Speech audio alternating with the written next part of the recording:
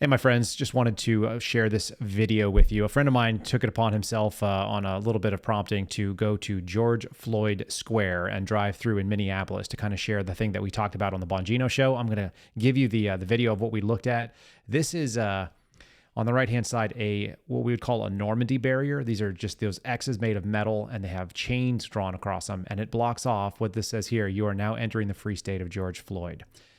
So the first thing he did when he drove through here is he told me that this was essentially a no-go zone. You can tell that it is not permissible to law enforcement, that it is one of these places that's being occupied. They can obviously shut the whole area off with those types of barriers. You'll notice there's barriers in the street on the right and now on the left. A huge makeshift memorial in front of this Unity food store, which I believe was the Cups food store.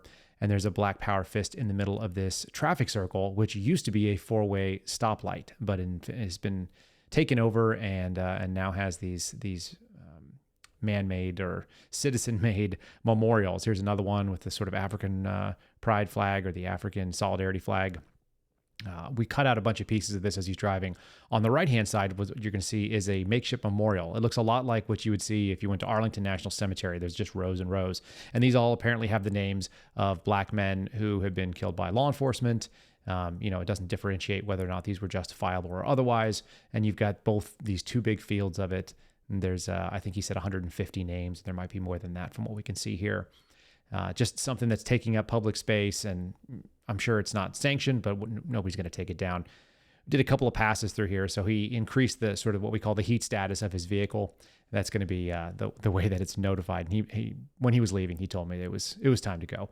Again, you'll see that sign, the George Floyd sign, on the left-hand side, handmade. There's another one on the other end that says "No cops," which is fairly obvious what they're insinuating there. But we're going to do a second pass here. Once again, you're going to see the barricades right and left. And a lot of these are black-owned businesses, he said, on a regular basis, what you would see on these signs, which we can't see as we're driving through. There's only so much you can see.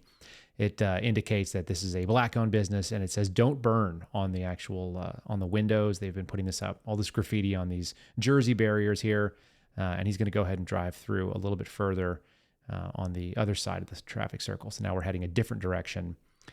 Again, that Cups food store, that's right about where I guess George Floyd was killed, on the side of the road. This is like that whole little corner there is marked off. And then you're going to see this black-owned businesses, "Do not burn," still on the windows there. A couple different angles coming at it. You'll still see that. I guess they made a couple of these things. I can't tell if they're metal or if what are they erected with, but somebody obviously did some artistic work there and put that in the middle. They don't look terrible, but obviously they're not sanctioned. And then on the right, you're going to see a house that is either seized by activists or was occupied by activists, and they have decided to grab a piece of street. They've gone out into the bike lane and done barricades and barriers that are blocking people from being able to go through the sidewalk. So you've got this sort of strange thing. We saw a lot of stuff like this in Portland when I was doing surveillance out there, where people would just sort of destroy a house that they either rented or that they were squatting in, and nobody could take it back because there was a bunch of people in there that were being protected. There's a sign up here. We'll see. It says "Black Lives Matter." No cooperation, or cooperation, I guess, which is the name of that store. There's a "Rest in Peace" little piece on that on the side of the wall, more graffiti. And we're just going to see a significant amount of not nice areas. And there's the "No Cop" sign that was mentioned earlier, again, on the backside of the state of George Floyd. He did a little bit further driving around. We saw some additional signs. Some of these are wood pieces that have been put into kicked out windows, so that glass was actually broken. It says, things about George Floyd. There's just a general art in the area, which we saw the first law enforcement presence, and it's about a 5-minute drive from the George Floyd Square. So they were a pretty good distance setback, and my buddy actually mentioned that this officer was familiar. So you're going to see a little bit further driving. One of the things that we wanted to note too is you see even further and further outside the George Floyd Square, you're going to see artwork here. This is just, I guess, urban art when you are in Minnesota, but this is not the way the city looked even 20 years ago. So it's a change. Whether good or bad is not something I'm really all that interested in because I don't live there. But he was mentioning a number of these buildings used to be standing where you're seeing these vacant lots, and they were burned out.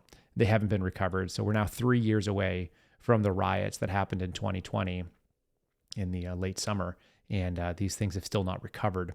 And then what he mentioned too is you look on the right, you'll see that there's a bunch of very heavy fencing. It's the only way that these businesses have been able to operate, is putting up heavy fencing to keep people out and crowds and so on, to protect the property and protect the commerce they're trying to do there. It's kind of a neat little light truck we just drove by. More graffiti, more windows stuff kicked in. That is a business that failed to reopen, which is unfortunate, but that is sort of the nature of what happened during a lot of these protests, during these protests that turned into riots, mostly peaceful or otherwise. What you saw was a destruction of a lot of businesses. And on the left over here, we're going to see businesses that was actually recently burglarized, it sounds like, from the information I got, and has not been able to recover from it. And it's an African halal, deli and bakery type space. So just sort of indiscriminate violence against property, indiscriminate abuse of the things that we're seeing. And I'm not a resident of Minneapolis, so I'm happy to see comments below that people want to share what they know about these areas. But from folks who have been in that space for 20, 30, or 40 years that have been reaching out to me, it does seem like it's something that is both troubling and upsetting, and it doesn't look good from the outside. So I do hope they get that space cleaned up. Unfortunately, it sounds like DOJ is not going to be going and doing a RICO case there, or the RICO case they have is not going to proceed in the way you'd expect. If you want to see more commentary like this, you can obviously follow my channels. You can find me on Rumble at rumble.com/Kyle Seraphin. You can find us on True Social and on Twitter. And thanks for taking a look at this thing.